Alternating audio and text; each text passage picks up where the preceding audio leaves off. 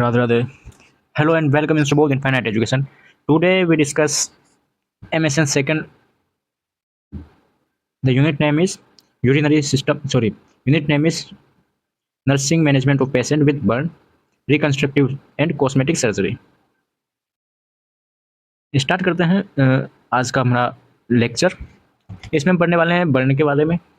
Burn क्या होता है, रिकन्स्ट्रक्टिव सर्जरी और कॉस्मेटिक सर्जरी ये क्या होती है, इन सब के बारे में हम आज वन शॉट में स्टार्ट करेंगे, वन शॉट में कंप्लीट कर देंगे। और ये मान लीजिए कि ये यूनिट में से क्वेश्चन 100% आएगा। इस यूनिट में से क्वेश्चन 100% आएगा, तो इस यूनिट को थोड़ा अच्छे से देखें।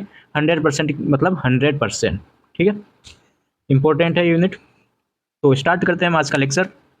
बर्न बर्न बर्न का मतलब क्या होता है, मतलब जलना। कोई व्यक्ति क्या हो जाए, जल जाए, तो वो क्या होता है, बर्न होता है। तो बर्न की अगर हम ऑथेंटिक लैंग्वेज में डेफिनेशन देखें तो ये होता है, burn is a form of traumatic injury. Burn क्या है, एक ट्रोमेटिक इंजरी है caused by thermal, electrical, chemical और radio activate agent that called burn, ठीक है। इन सभी के कारण जो ट्रोमेटिक इंजरी होती है वो कौन सी होती है, वो होती है बर्न। सीवियरिटी ऑफ बर्न की बात करें, मतलब कि कितनी ज़्यादा बर्न है, कितना जला है, ठीक है। तो there are many factors that influence severity of burn. बहुत सारे फैक्टर है जो कि सीवियरिटी पर डिपेंड करते हैं या फिर सीवियरिटी को इन्फ्लुएंस करते हैं।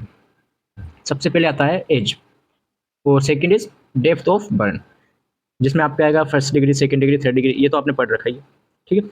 तो age of patient, age of patient की बात करें तो children and old age peoples are more sensitive and prone to increased risk of death of have poor survival rate compare adults, ठीक है।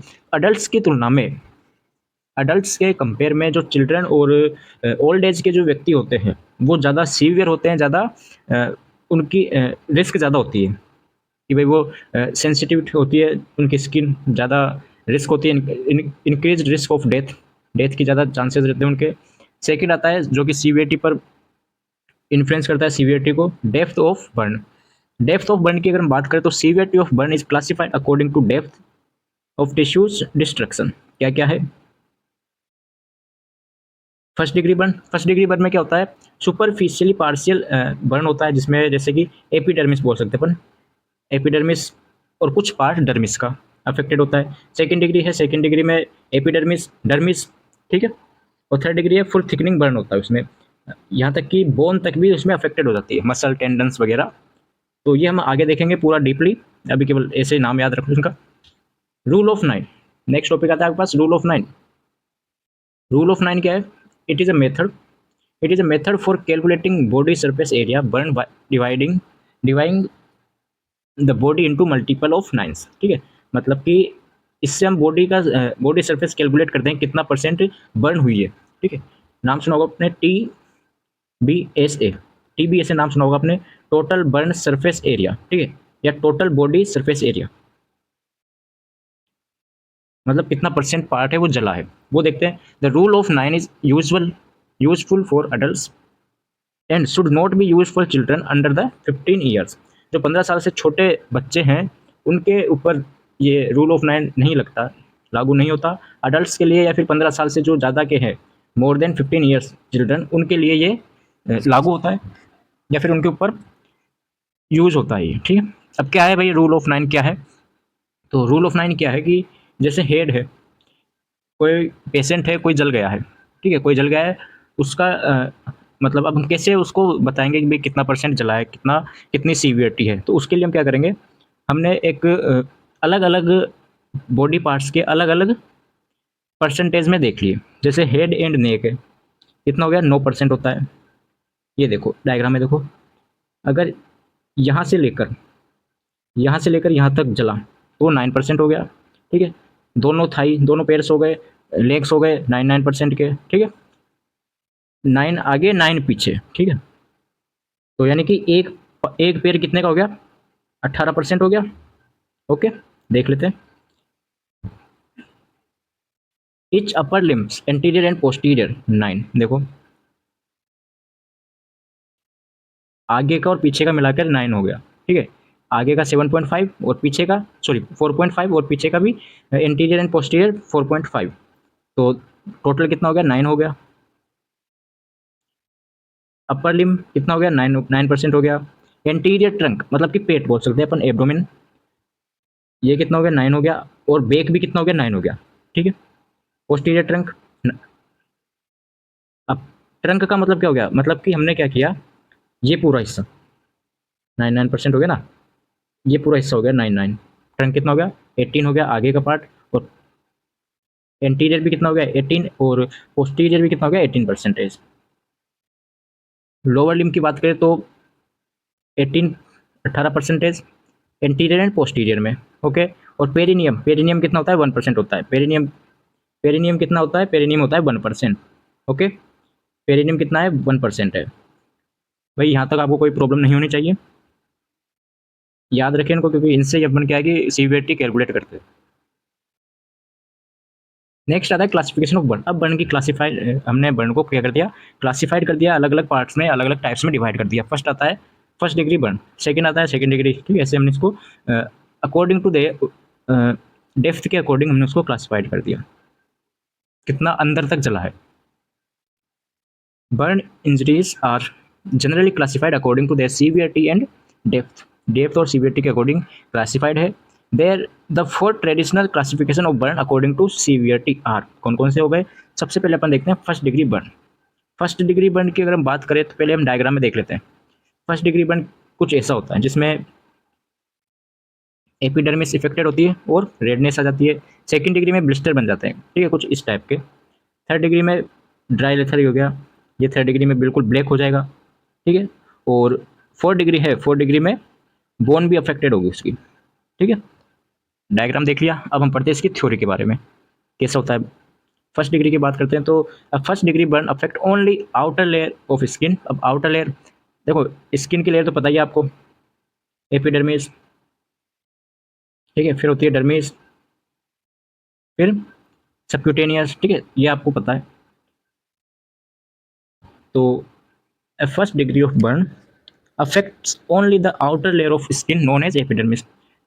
देखते चले क्या क्या अफेक्टेड हो रहा है। क्या एपिडर्मिस अफेक्ट हो रही है, स्किन टिपिकली रेड, स्किन क्या हो जाएगी, टिपिकली रेड हो जाएगी और ड्राई हो जाएगी। लेग्स ऑफ ब्लिस्टर, ब्लिस्टर नहीं बनेंगे, no blister, absence. First degree burn is usually very painful but usually heal within 3 to 5 days, 3 से 5 दिन में वापस से हील हो जाएंगे, वापस से सही हो जाएंगे, ठीक है। A mild case sunburn and example of first degree, example हो गया सनबर्न। सनबर्न एक फर्स्ट डिग्री का एग्जाम्पल है। First degree burn where the injured epithelium peels away from the healthy skin during the healing process, okay. तो इसमें हमें क्या notice रखना है, पहला तो हमें देखना है कि एपिडर्मिस अफेक्ट हुआ है, ठीक है। Second is lack of blister, blister नहीं है, स्किन क्या हो गई, रेड हो गई है, और कितने टाइम पे से हो जाएगा, हील हो जाएगा 3 to 5 days, 3 to 5 days में वापस से हील हो जाएगा। एग्जाम्पल हो गया सनबर्न, और वेरी पेनफुल होता है। ये 4-5 चीज़ें हैं जो कि हमें इसमें से निकल के आई है, पूरे उसमें से पैराग्राफ में से। सेकेंड डिग्री की बात करते हैं अपन, सेकेंड डिग्री क्या है, इट कैन बी पार्शियल और full thickness and will include epidermis and part of dermis. देखो सेकेंड डिग्री बर्न है, जो सेकेंड डिग्री बर्न है, सेकेंड डिग्री बर्न को हमने 2 क्लासेस में डिवाइड कर दिया। सेकेंड डिग्री बर्न है, उसको हमने 2 में क्लासिफाइड कर दिया, फर्स्ट और सेकेंड। फर्स्ट क्या है, फर्स्ट में है आउटर लेयर ऑफ डर्मिस, ठीक है। फर्स्ट में क्या है, पार्शियली थिकनेस, ये तो हो गया partially thickness second degree burn, okay. और जो सेकेंड है वो हो गया full thickness of second degree burn, ठीक है। हमने इसे 2 क्लासेस में डिवाइड कर दिया, कौन कौन सी। फर्स्ट तो हो गया पार्शियली थिकनेस ऑफ डर्मिस, और second is full thickness of dermis. Epidermis तो अफेक्टेड है ही, ठीक है, एपिडर्मिस तो अफेक्टेड है ही। साथ में फर्स्ट डिग्री, साथ में क्या हो गया, partially thickness of second degree में upper part of the skin plus upper part of dermis. देखते हैं चलो।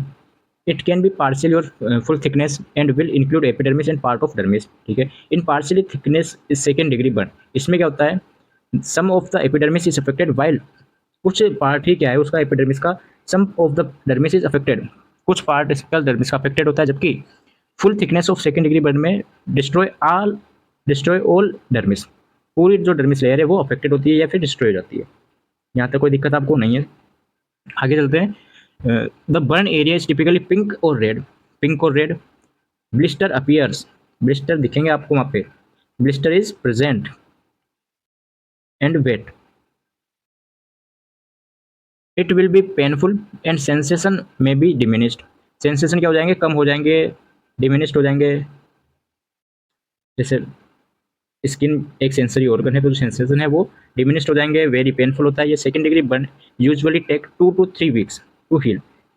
ओके, स्किन ग्राफ्टिंग में भी require, excision and skin grafting में भी रिक्वायर। इसको सही करने के लिए स्किन ग्राफ्टिंग यूज कर सकते हैं अपन। स्किन ग्राफ्टिंग क्या होती है आगे देखेंगे, एक बार बता देता हूँ आपको। स्किन ग्राफ्टिंग क्या होती है, दूसरी हमारी बॉडी में से दूसरे एरिया की स्किन को रिमूव करके जहाँ पर जला है या फिर जहाँ पर ग्राफ्टिंग करनी है वहाँ पर ऐड करना।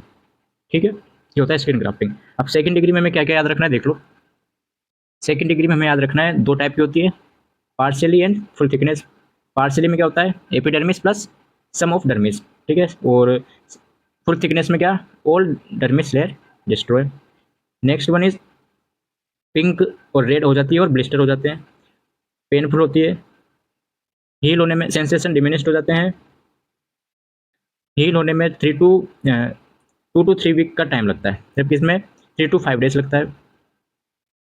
आगे चलते हैं थर्ड डिग्री में। Third degree it not only dermis epidermis and dermis destroy, but इसमें क्या है, डर्मिस और एपिडर्मिस ही नहीं, इसके अलावा मसल टेंडन्स बोन्स में ऑल्सो भी डैमेज्ड, ये भी क्या हो जाते हैं, डैमेज हो जाते हैं।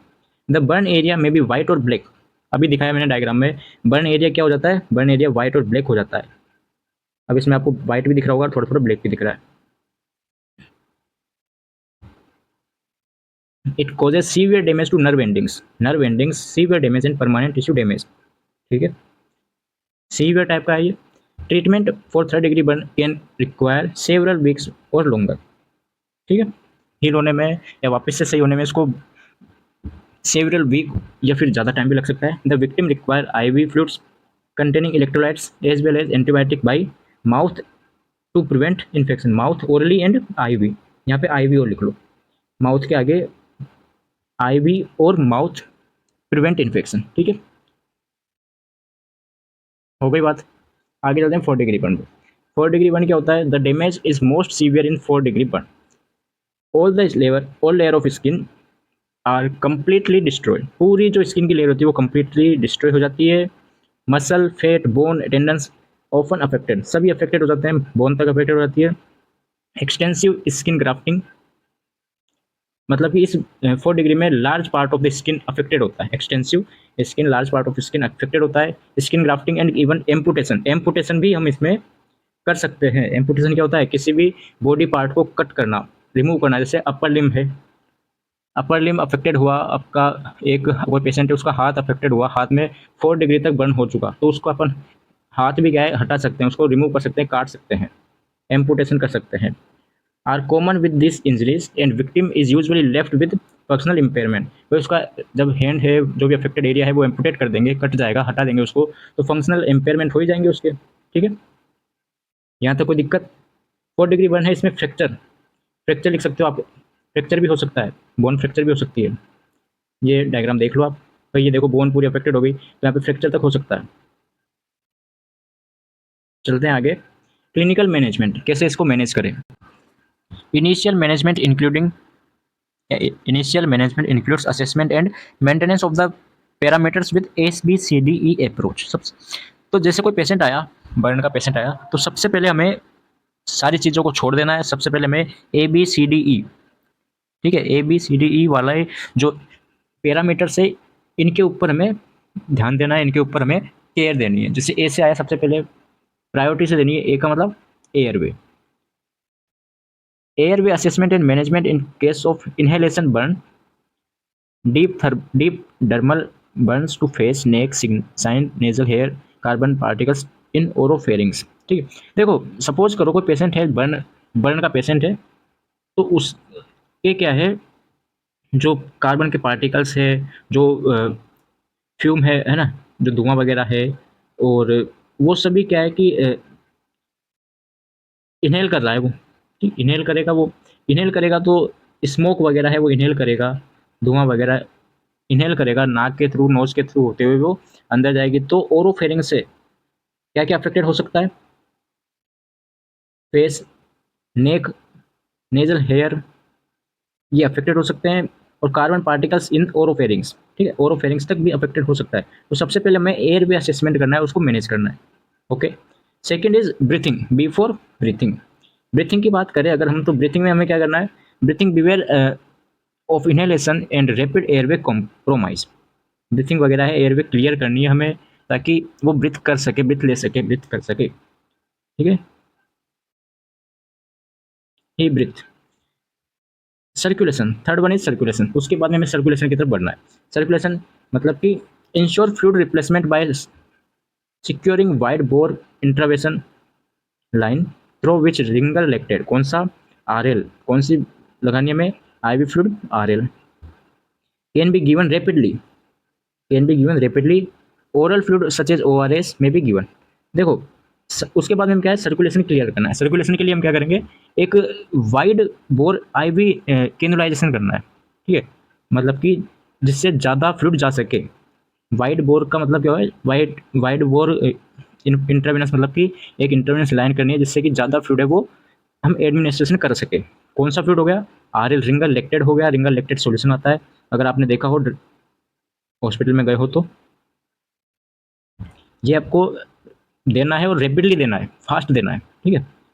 Oral fluid such as, oral fluid से दे सकते हैं अपन ओआरएस। देन डिसेबिलिटीज, डिसेबिलिटीज जैसे कि सपोज करो कोई बर्न में कोई पेशेंट है, जल रहा है तो उसके हमने देखा कि बोन भी अफेक्ट हो सकती है, ठीक है, कोई भी बॉडी पार्ट से वो अफेक्ट हो सकता है, एम्पुटेट कर सकते हैं उस बॉडी पार्ट को, तो वो डिसेबिलिटी हो गई, ठीक है, वो कुछ कर नहीं सकता उसके लिए। तो ये क्या कह रहा है कि the legs, arm and abdomen are mostly affected by compartment syndrome. ये ज़्यादातर अफेक्ट होते हैं। Treatment for compartment syndrome focus on reducing the dangerous pressure in the body compartment, ठीक है, हमें ये देखना है कि जो भी पार्ट है उस वो ज़्यादा पे प्रेशर ना लगाए, ठीक है।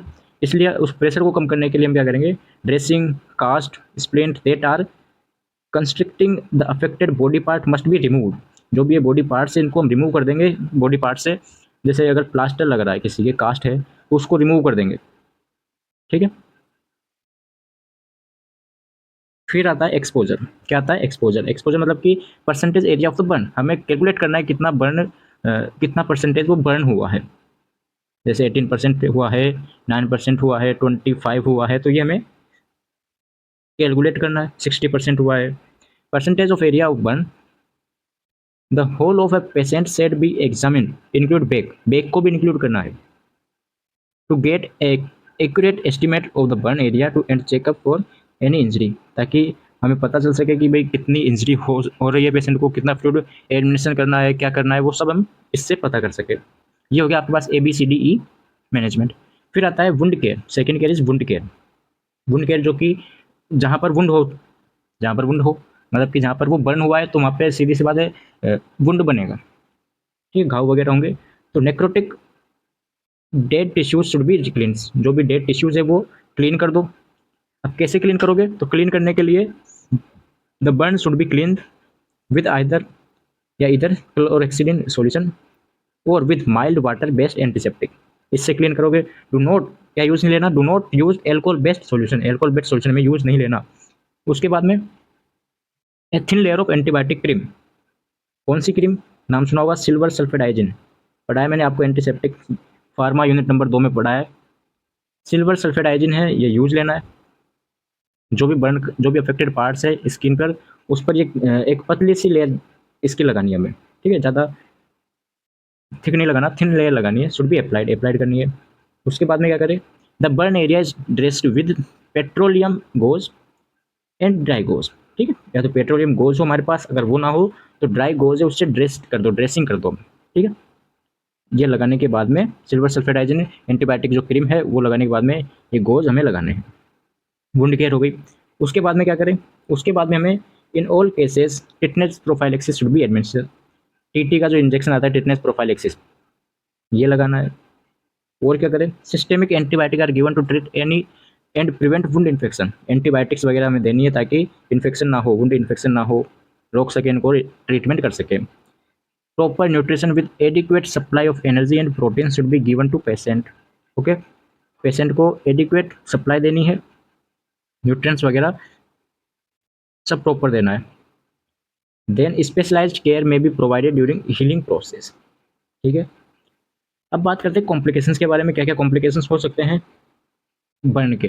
तो इन्फेक्शन हो सकता है, ठीक है, लो ब्लड वॉल्यूम हो सकता है, हाइपोथर्मिया।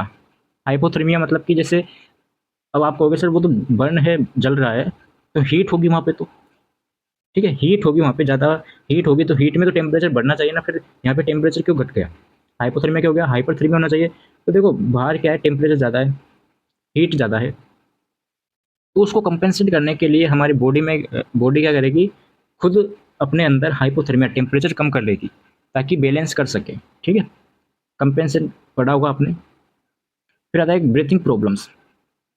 क्या आता है, ब्रीथिंग प्रॉब्लम्स हो सकती है, कैसे, अभी बताया कि भाई इनहेल कर रहा है, इनहेल में कुछ लंग्स भी अफेक्ट हो सकते हैं, लंग्स अफेक्ट हो सकते हैं, तो ब्रीथिंग प्रॉब्लम हो सकती है। इनहेल कर रहा है, कार्बन पार्टिकल्स वगैरह और फेरिंजियल रूट से होते हुए जा रहे हैं, तो लंग्स भी अफेक्ट हो सकता है, कॉम्प्लिकेशंस हो गए। देन आता है स्किन ग्राफ्टिंग। क्या आता है, स्किन ग्राफ्टिंग। अब स्किन ग्राफ्टिंग क्या होती है, अभी देखा आपने, स्किन ग्राफ्टिंग क्या है, skin grafting is a surgical procedure. क्या है, surgical procedure that involve removing skin from one area, अभी बताया मैंने आपको, removing skin from one area of the body and moving it or transplanting it to a different area of the body। ठीक है, एक जगह से हटाकर दूसरी जगह उसको हमें ट्रांसफर करना है, अप्लाई करना है, स्किन को लगाना है। ठीक है, एक एरिया, बॉडी के एक पार्ट से या बॉडी के एक एरिया से हमको उसको रिमूव करना है स्किन को, और दूसरे पार्ट में हमें उसको ट्रांसप्लांट करना है, ये होता है स्किन ग्राफ्ट। करते क्यों है इसको, कब कब करते हैं, तो द सर्जरी में be done it A parts of your body has lost its protective covering of skin. जब स्किन लॉस्ट हो जाए, स्किन पर प्रोटेक्टिव कवरिंग है वो लॉस्ट हो जाए, तो हम यूज़ लेना है, कब कब हो सकती है वो, ड्यू टू बर्न, इंजरीज और इलनेस। ठीक है, इस टाइम पर हम इसको काम में लेते हैं। इसके साथ साथ ही हम इसको कोई स्किन इन्फेक्शन हो जाए, डीप बर्न हो जाए, लार्ज ओपन वुंड्स हो, ठीक है, बेड सोर हो, स्किन कैंसर हो, उस टाइम पर भी हम इसको काम में लेते हैं, स्किन ग्राफ्टिंग को। बेड सोर और अदर अल्सर्स, यानी प्रेशर अल्सर, नाम सुना होगा आपने, फंडामेंटल में पढ़ा था हमने, यूनिट नंबर 11 में, first semester second semester. Pressure ulcer on the skin that have not heal way, जो कि अगर हील ना हो, सही ढंग से हील ना हो कोई स्किन प्रेशर अल्सर के कारण, बेड सोर के कारण, तो हम स्किन ग्राफ्टिंग का यूज़ करते हैं। अब इसका मैनेजमेंट भी देख लेते हैं। The grafted skin should be lubricant daily for 2 to 3 months with, किससे, जो भी ग्राफ्टेड स्किन है, मान लीजिए हमने कहाँ कहाँ से हम स्किन को ले सकते हैं, तो वो भी देख लो। स्किन को हम थाई थाई से कलेक्ट कर सकते हैं, जहाँ पे मतलब स्किन ज़्यादा हो। ठीक है, स्किन कुछ अच्छे अमाउंट्स में हो, थाई हो गया, एब्डोमेन हो गया, ठीक है, इधर से बटॉक्स हो गया, थाई में दोनों एंटीरियर एंड पोस्टीरियर थाई हो गया। ठीक है, सेकंड हो गया बटक्स, बटॉक्स हो गया। ठीक है, थर्ड एब्डोमेन हो गया, एटसेट्रा से हम उसको स्किन ग्राफ्टिंग के लिए स्किन ले सकते हैं। अब जो ग्राफ्टेड स्किन है जो कि हमने लगाई है, वो क्या होनी चाहिए, should be lubricant daily for 2 to 3 months, 2 से 3 महीने तक उसको अपने लुब्रिकेंट रखना है, किसके साथ, मिनरल ऑयल्स से, और another blend oil prevent drawing and cracking, ताकि जो स्किन है वो क्रैक ना हो और ड्राई ना हो, इसके लिए। Second is antibiotic medicine is use it given to fight और prevent an infection cause by bacteria. Okay, क्या कहा कि एंटीबायोटिक वगैरह देनी है ताकि जो बैक्टीरिया इन्फेक्शन है वो रुक सके, प्रिवेंट हो सके। Make sure patient is kept clean and washed regularly, daily वो क्या हो, वॉश हो, क्लीन हो, on area where the no dressing, जहाँ पे ड्रेसिंग नहीं करी हो उस टाइम, उस जगह पर। The pressure of the dressing will help to stop fluid collecting under the new skin. देखो हमें क्या है, जो ड्रेसिंग कर रहे हैं, जैसे हमने क्या है कि स्किन ली, ग्राफ्टेड स्किन है, उसको हमने कहाँ पे लगा, जैसे कि हाथ पे लगा दिया, मान लो सपोज करो हमारे हाथ पर हमने ग्राफ्टेड कर ली स्किन को, वहाँ पर लगा दिया, तो हमें हाथ पर क्या है कि टाइटली विद प्रेशर से हमें उसके क्या करना है, the pressure of dressing will be, थोड़ा प्रेशर से लगाना है, मतलब थोड़ा टाइट रखना है उसको, इसकी ताकि वो फ्लूइड कलेक्ट ना हो नई स्किन पर। Make sure patient wear cotton cloth to help stop getting too hot. Cotton cloth पहनना है। Change bandage every time they are get wet और डर्टी। अगर वो गीली हो गई हो या फिर डर्टी हो गई हो बैंडेज, तो हमें इसको चेंज करना है। बाकी जो भी आपके डॉक्टर्स बताएं उसके हिसाब से आपको करना है। एक आप मैनेजमेंट में ये भी लिख सकते हो यहाँ पर, बर्न के मैनेजमेंट में, कि एंटीस्टामिन विल बी एडमिनिस्टर्ड। लिख लो यहाँ पर, एक पॉइंट और डाल के लिख लो। क्या लिखना है sir? Antihistamine may be administered to prevent itching. ठीक है, क्योंकि जो बर्न का पेशेंट है, इचिंग ज़्यादा होती है, खुजली ज़्यादा चलती है वहाँ पर, तो इचिंग को रोकने के लिए एंटीस्टामिन का यूज करो। ठीक है, यहाँ पे लिख लेना आप जो हमने ये बताया था वुंड केयर इसके बाद में। चलो आगे चलते हैं। फिर आता है surgery, cosmetic surgery and reconstructive surgery. दो टॉपिक और बच रहे आपके, फिर ये क्लास कंप्लीट होगी। कॉस्मेटिक सर्जरी क्या होती है? अब नाम से पता है, कॉस्मेटिक आइटम्स होते हैं, ठीक है, मेकअप की चीज़ हो गई एक तरीके से ये, है ना। तो cosmetic surgery refers to a surgical procedure undertaken reshape and change the appearance of the body parts.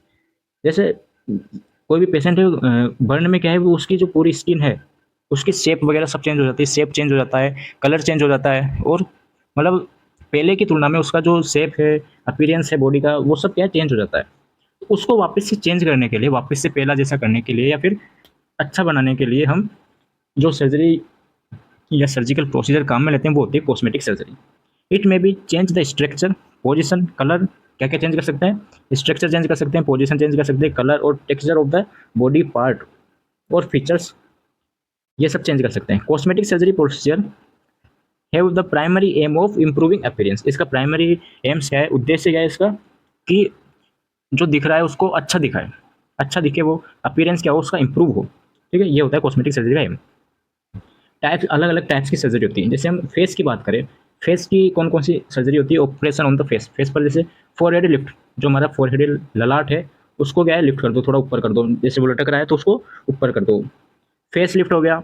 I lead tightened हो गया, आई लीड है उसको टाइट कर दो। राइनोप्लास्टी, राइनोप्लास्टी मतलब नोज, नोज की सर्जरी। ठीक है, ऑटोप्लास्टी मतलब ईयर हो गया, कान की मतलब। ठीक है, इसको टाइट कर दो। या फिर ऑटोप्लास्टी में क्या करना है हमें? ऑटोप्लास्टी में सर हमें ये करना है कि जो जो ईयर है, कान है, उसको हेड के पास में लेकर आना है। ठीक है, हेड के पास में लेकर आना है, मतलब कि पीके की तरह ना रहे, पीके मूवी देखी थी ना, उसकी तरह ना रहे।